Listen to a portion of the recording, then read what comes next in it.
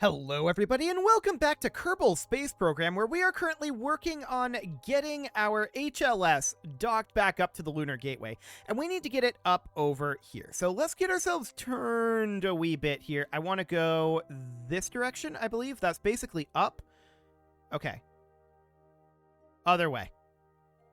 This direction. We want to flip and be pointing out over, like, vaguely this direction. We want to get onto the other side of the station in a better location for this particular point, right? So we're just going to bring ourselves on over here. I don't want to be exactly at this target marker. I want to be more like here or so. But I want to be nosing down a little bit. What way is nose down from here? Okay, that is not bad. That is up. We can work with that.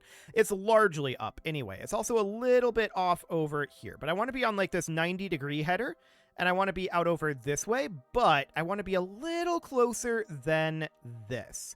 Let's bring it in about to here or so. That should do. Now I'm going to burn about here, and we're going to bring this up to about 0.5 meters per second. Actually, I'm going to take it up to 1 meter per second because 0.5 meter per second was too close to this. So now we're going to need to turn around to relative velocity minus, and we'll have plenty of time to do that. Then we're going to warp forward and head around this direction. We'll bring it to a halt again, and then we'll try to get lined up for our final approach here. Okay. So this looks reasonably solid. We can physics warp this, and I'm going to, but that will move this a little bit. That's understood. It will move back after we're done with the physics warp. Okay, so this is the direction of our motion here. That looks decent. So let's warp in over this way at about 10x. Cool. This is looking absolutely fine for the moment. Yes, we're going to miss the target. Yes, that is the goal. So we're going to bring this to a halt here fairly soon. Let's bring it out of time warp at this point. I want to continue to actually move forward a little bit more. And we would bring it to a halt right around here or so. So 0.5, 0.4, 0.3, 0.2, 0.1, and 0.0. Okay, now I want to turn and point at target, and we are a little bit high here. So that is noted. We're going to need to go in the down direction, and that'll have to be via RCS. We're also, I think we're pretty much in line this direction. We'll have to see how that ends up looking, but we're definitely too high. So let's turn on our RCS for right now, and do we not have any monoprop? We do. It's just not actually appearing. Oh, okay. It's down over there. Gotcha. So we want to go this way. This is going to take a lot to move this just a little bit. Noted. I'm going to take it to 0.2.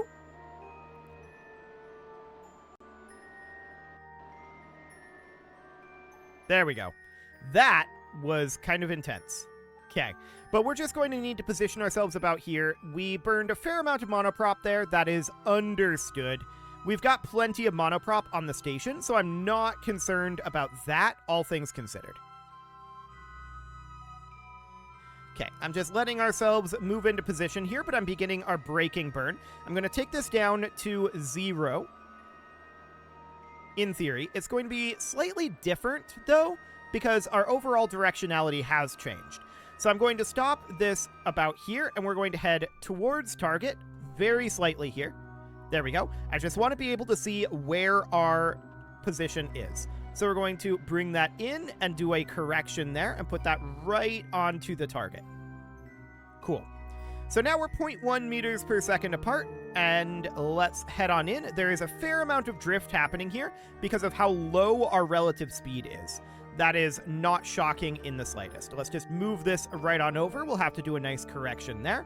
And I think that we are a little bit off in terms of our overall positioning here, but that is relatively okay. I'm just rolling us ever so slightly here. Okay.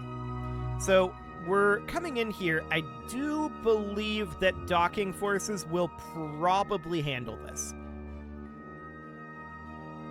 Okay, I don't want to accelerate us any more than this. This is fine for the moment. So I'm just making minor adjustments with monoprop. Cool. This angle is a little off, but docking forces will likely fix that. Yeah, there we go. Okay, so that was a nice, clean attachment. Perfect. So next up, we're going to move our fuel over. So we need to move this monoprop out, not in. Okay, that's going to be a little slower. That's fine. Cool. Apparently we've got stored data here. Okay, we could transfer that. So we would need to, well, we can't actually transfer that data, can we? Because we don't have an experiment collection unit. Okay, that's absolutely fine. We're not actually here for science, so that's okay.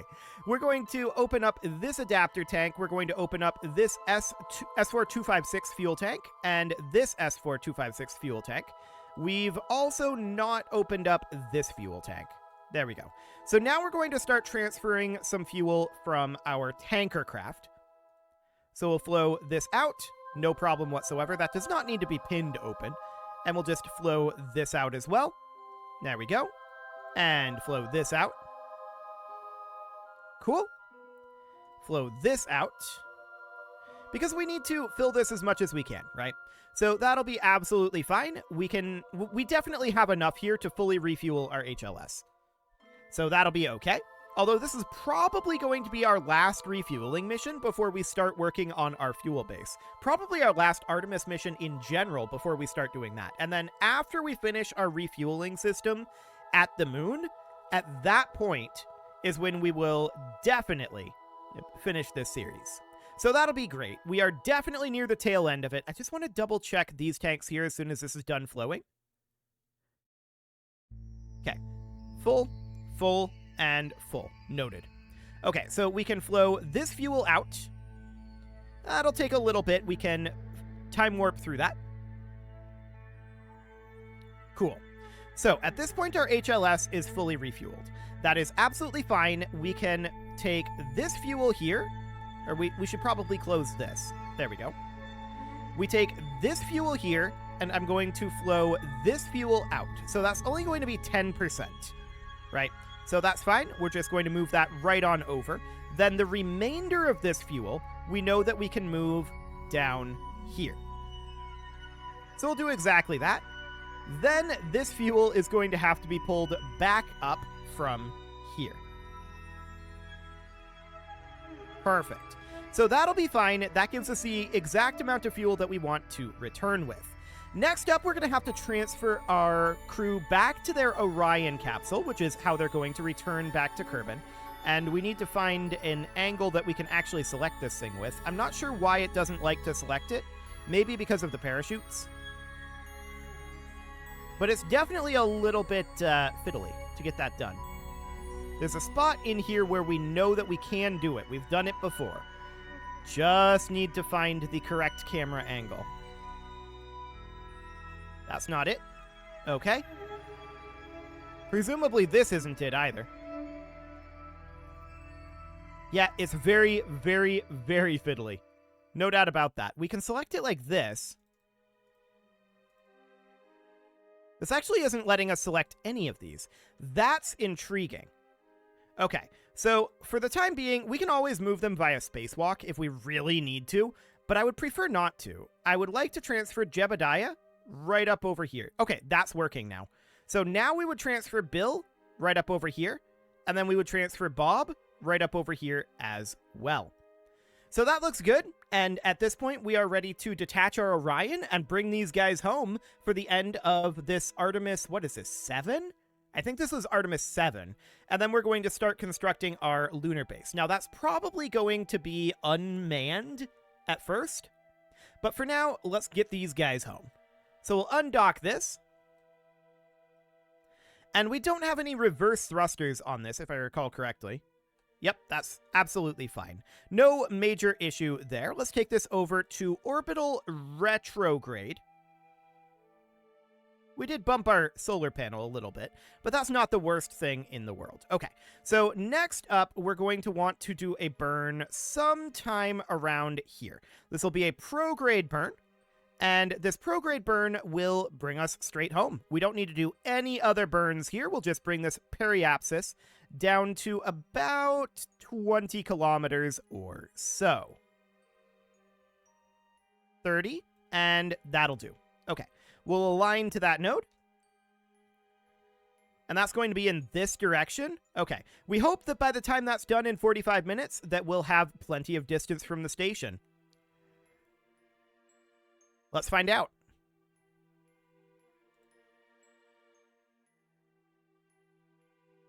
Okay, so the station's about here. We are clear. Perfect.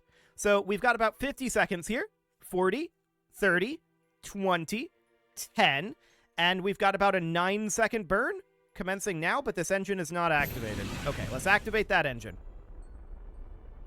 Fantastic.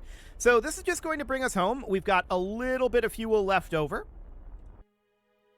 Let's see how we did here. I'm going to get rid of that. This is actually, that's basically perfect.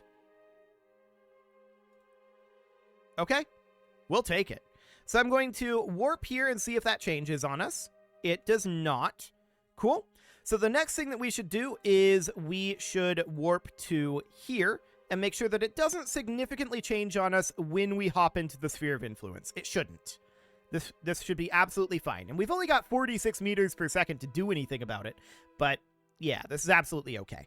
So no problem there. We do not need this extra 46 meters per second of fuel. So let's decouple this.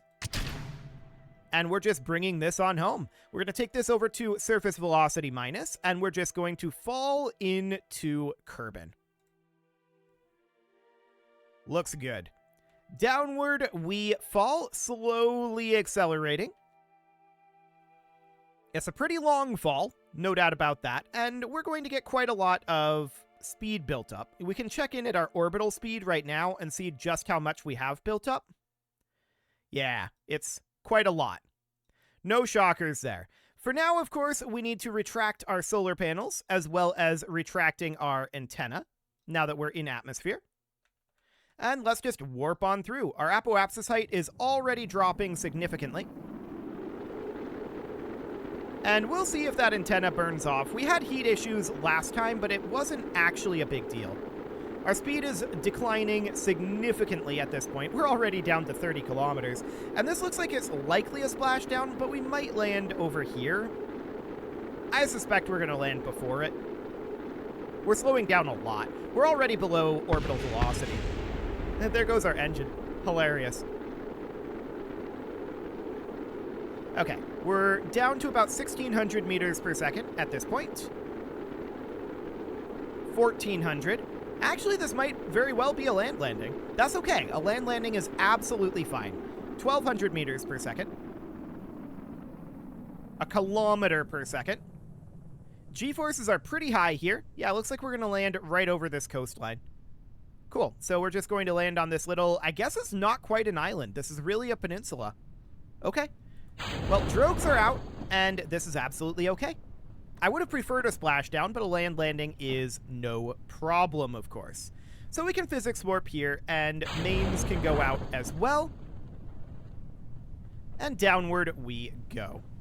Beautiful. We can see our landing site here. That looks absolutely fine. Cool, so we just gently waft on down. As I notice that this does not apparently have the 3 parachutes. Might be a little speedy of an impact, but it should be relatively... Oh, this is fine. This isn't a problem. We could ditch the heat shield, but I think I'd rather litho break the heat shield, to be honest. At these speeds, it's fine. We might lose a component or two, maybe the heat shield, maybe we lose the communitron or 1 or 2 of these solar panels, but I don't expect that we end up losing the remote guidance unit, and we're definitely not going to lose the Mark 1-3 command pod. So this should be absolutely okay here. No problem whatsoever. And then we can start thinking about what this lunar base is going to look like, right? And that's going to be interesting. No doubt about that. So we're just going to gently waft this on down. No explosions whatsoever. Beautiful. We'll recover that vessel, and let's start thinking about this. So we're going to need some ore storage.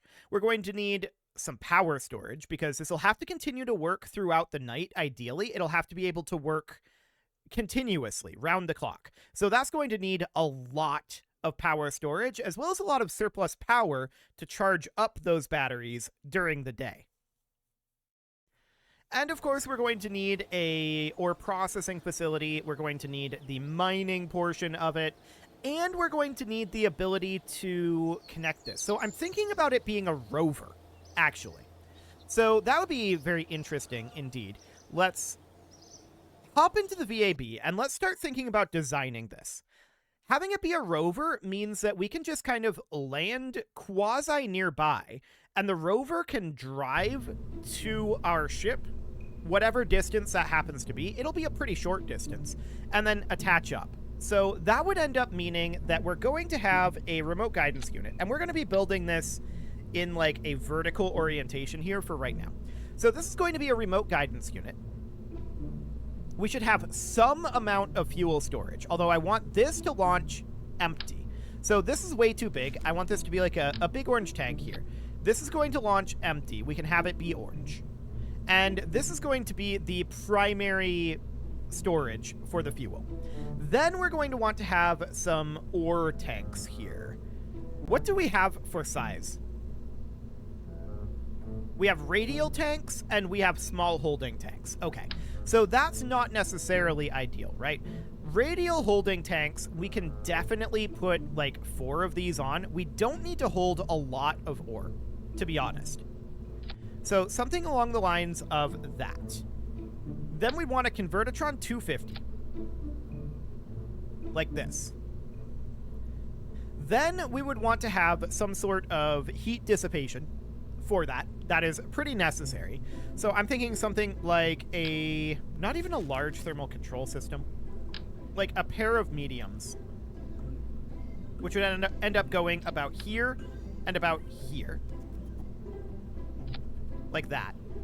Then, as far as our actual mining components go, this would be, and we would have some amount of fuel in this probably, maybe around here or so. We want this to be able to do a soft landing, right? So that's definitely going to be a thing that we're going to need to do. We could also try to do like a sky crane type concept for it. This is going to be a big thing to sky crane. We'll see what that ends up looking like. Okay, so this would be the cooling solution for our Convertitron. I do want to have some amount of mining facilities on this, right? So that would be in mirror mode. Actually, no, in radial mode. We would want to have 2 of these. And we might want to have these be like frontally located for the purposes of offsetting some of this weight. So it would end up being something kind of like that in theory, but this guy is inverted. Okay, that is not great. So we're going to need to take this guy off and rotate him right on around this way. There we go. And then have one over here that is similarly rotated. Like that. And then I'm going to snap those into position. So that is there. Okay, noted. And that should be about there, I think. This one should move forward a little bit. Yes, right about there is where I want them to be. So now we know what way is down, right? This way is down, and that's absolutely fine.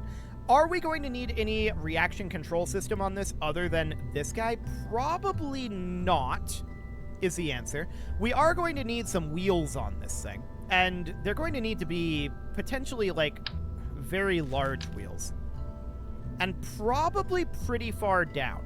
So we're going to need to construct some sort of a wheel assembly unit here. So I'm going to put a modular girder segment here. Let's use insulated trusses. And I'm going to put this guy right here. Okay. And then from there, we can put our Rove Max wheel about like this. Now, this is going to have to be rotated in such a way, and we might actually need to have this be slightly further down, now that I think about it. So that would end up being more akin to... What are we doing rotation-wise here? Okay. something not like this, but rather like this. Okay. And the reason why I want that is so that we have a little bit more clearance for this bottom radial holding tank. Okay. We might want to grab an additional radial holding tank and put that here as well as here. Okay. Now, I have some questions about our thermals. We should probably consider putting another medium thermal control system here. We're going to need a lot of power for this, right? So I want to put a 2.5K rechargeable battery pack here. I'm going to do 2 of them. And then I'm also going to put 2 additional on the back here. So what I want from that is to be enough power to hopefully last the night, or at least a significant portion of it. Then, as far as our primary power generation goes, I want to have possibly a pair of Gigantors in mirror mode here. What is this doing? Oh, okay. Yeah, that's not what I want. Okay. I want this to then be... I'm thinking about maybe having them be out here, but I feel like that's dangerous. Because if we start to tip, we could have some problems with these impacting the ground. So what I'm thinking instead is having them be offset about there. So they're angled upwards, and we can see that they would be something like this. Now, I want to look at the center of mass on this thing. That is pretty centered. That's about where I want that center of mass to be. So that looks good. The Gigantors will hopefully be enough to power all of this. We'll test that in a moment. So for right now, I'm going to get this guy going here. We're almost certainly going to have some wheel rotational issues here. This is the direction I want for that. And we'll need to do some testing on all of that, right? So I'm going to put those there. I would like to attach these somewhere down here, because I'd like to have another section of these wheels. I want to have 6, not 4. That's for sure. We'll have to figure out where we want to attach them, though. Okay, so that goes there. We're going to have to determine directionality on those wheels. They're probably facing different directions as of right now. I do want to grab this modular girder segment here, and we could theoretically consider attaching them out over here. They'll be not exactly where we want them, I think. And they're rotated oddly. That's for sure. Okay, it would be rotated more along the lines of that. Then we would want to move that and have it be placed differently. So I'd like to have it be placed about there or so. Okay, so now we can think about our 6th wheel here. And that's going to go right about here. That's also going to be rotated oddly. And we're going to need to put it about like that. We're going to need to rotate that into position, which is going to be about here or so. That's definitely not correct. Okay, so this is going to end up being rotated around like that, and then like this. That's better. Okay, we'll snap that into position. And that's probably okay, but I want it to be moved out a little bit. About like that. Yes. Now, I'm also going to put a strut from here to here on all of these. And you might ask, how am I planning on lifting this? We'll get there. That is the answer. The answer is probably some variety of super heavy. But I don't know what that variety ends up being just yet. I'm a little concerned about the rotation of these back wheels. I'm actually strongly considering right now bringing this back out to a second fuel tank back here. This would be just like a Rockamax X16. Like this. Center of mass is maybe a bit of a concern, but that's not that big of a concern necessarily. And then we would grab this guy, and instead we would look to place him... Actually, I would just get rid of these. And I would duplicate this one, and we'd put it right here. and then we would duplicate this one, and we would put it right here. Okay. So I feel like that is going to be a significantly better setup for us, just in terms of stability. So we can do something like that. Okay. So now we need to do some testing on this, but we're not quite done yet. On the front here, I want to put in something very, very basic. All this is going to be is a 3PT telescoping hydraulic cylinder that is able to extend, and we're going to put on the end of it a grab arm. Nothing else, nothing tremendously complicated here, just a 3PT cylinder and a grab arm. So that'll be fine. We do want to go to coupling and do an advanced grabbing unit. We could even do a grabbing unit junior. That's probably better here, all things considered. So that is going to drive to our ship that we're attempting to dock it to. And at the back, I'm going to put an expansion port just in case we want to expand this. We probably don't, but I'll just put that in just in case. We probably do not want to expand this in any meaningful way. Okay, I'm going to call this our mining station. And let's save this, and we're going to put it out on the pad like this. It's probably just going to fall over, but that's fine. We're going to revert it, and what I want to check is to see, are these wheels going the same direction? Because if they're not, problems will commence. So, let's get this loaded up and let's see. And as far as how we're going to put this thing onto the Super Heavy, that's going to be interesting. We might attach an engine section onto the back and lift it fully fueled. And then we would also need a landing system, right? But this is fine for the moment. We're just sitting here like this. I'm absolutely okay with that. So right now, what I'm checking is directionality of these wheels. So we can see this is turning this direction, this is turning this direction, and this is turning, I think it's this direction. Same direction, same direction, same direction.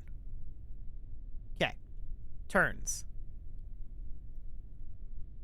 Each one is turning in opposite directions. So all we need to do is choose one side and invert the steering direction there.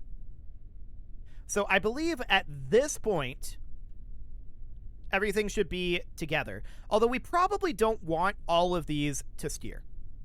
We probably only want the front ones to steer. So let's just recover this. Actually, we should have just reverted it, but it doesn't matter. Let's recover it and reload it back up in the VAB. And there's, well, I'm actually, no, we need to do this now while I know the results of that test. Remember, we can always invert the direction of wheels later if we need to. But we need to come up with a solution for two things at this point, which is getting this thing to the moon and then landing it on the moon. Those are the two things that we need to figure out still. So we're going to hop into the VAB, and both of those need to be solved. It'll be very interesting to see how that gets solved, because this thing is a bit of a monster. We're definitely going to have some, like, thrusters heading down this way. I do think attaching a drive section here and then putting that on a Super Heavy is probably how we're going to get this thing to the station. But beyond that, I'm not sure yet. Like, how we're going to get it to the moon, right? So that'll be interesting. We'll need to run some tests on our power levels and make sure that our power levels are okay. And what I wanted to do here is I wanted to invert the steering direction on this side. But I also wanted to disable the steering in the back. So I want to only have steering from the front here. There we go.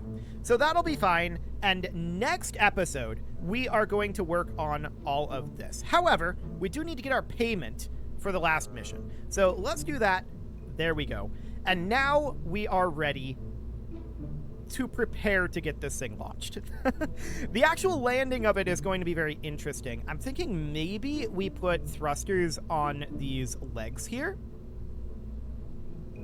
That might work. Like one on each side, here, here, here, here, here, here, here, here, here, here, and here, and here. That might work, but we need fuel lines to them, almost certainly. So that'll be very, very interesting. No doubt about that.